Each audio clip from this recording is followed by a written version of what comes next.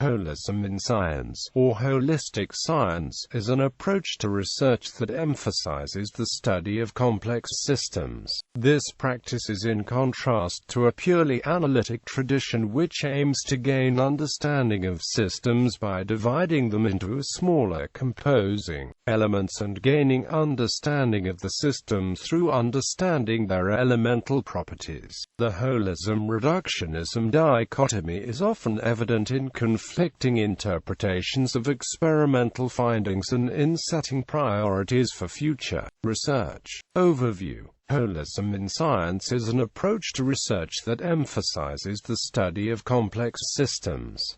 Two central aspects are the way of doing science, sometimes called whole parts, which focuses on observation of the specimen within its ecosystem first before breaking down to study any part of the specimen. The idea that the scientist is not a passive observer of an external universe, that there is no objective truth, but that the individual is in a reciprocal, participatory relationship with nature, and that the observer's contribution to the process is valuable. The term holistic science has been used as a category encompassing a number of scientific research fields. The term may not have a precise definition.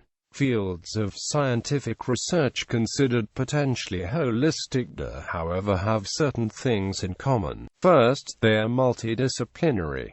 Second, they are concerned with the behavior of complex systems. Third, they recognize feedback within systems as a crucial element for understanding the behavior. The Santa Fe Institute, a center of holistic scientific research in the United States, expresses it like this. The two dominant characteristics of the SFI research style are commitment to a multidisciplinary approach and an emphasis on the study of problems that involve complex interactions among the constituent parts. Santa Fe Institute's research topics, archived from the original on January 15, 2006. Retrieved January 22, 2006.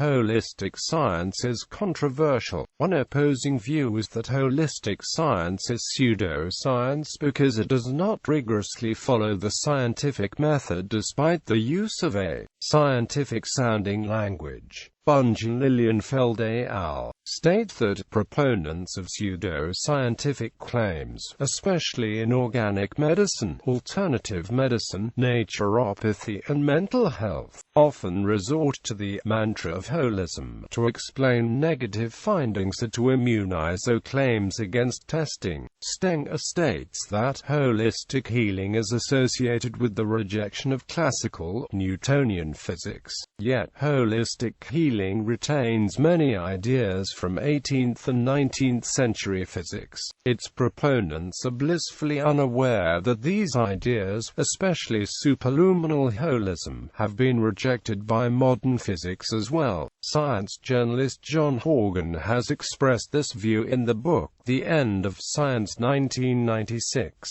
He wrote that a certain pervasive model within holistic science, self-organized criticality, for example, is not really a theory at all. Like punctuated equilibrium, self-organized criticality is merely a description, one of many, of the random fluctuations, the noise, permeating nature. By the theorist's own admissions, he said, such a model can generate neither specific predictions about nature nor meaningful insights. What good is it then? One of the reasons that holistic science attracts supporters is that it seems to offer a progressive, socio-ecological view of the world. But Alan Marshall's book The Unity of Nature offers evidence to the contrary, suggesting holism in science is not ecological or socially responsive at all, but progressive and repressive. In the holistic approach of David Bohm, any collection of quantum objects constitutes an indivisible whole within an implicate and explicate order. Bohm said there is no scientific evidence to support the dominant view that the universe consists of a huge, finite number of minute particles, and offered in its stead a view of undivided wholeness. Ultimately, the entire entire universe has to be understood as a single undivided whole, in which analysis into separately and independently existent parts has no fundamental status. Writers on holistic science: Mark Bekoff, American biologist and cognitive ethologist, author of Species of Mind.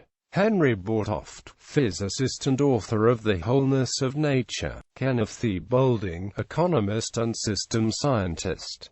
Teilhard de Chardin, French paleontologist, biologist, philosopher. Lawrence W. Evans, author of Nature's Holism, that looks at holism through the coevolutionary process.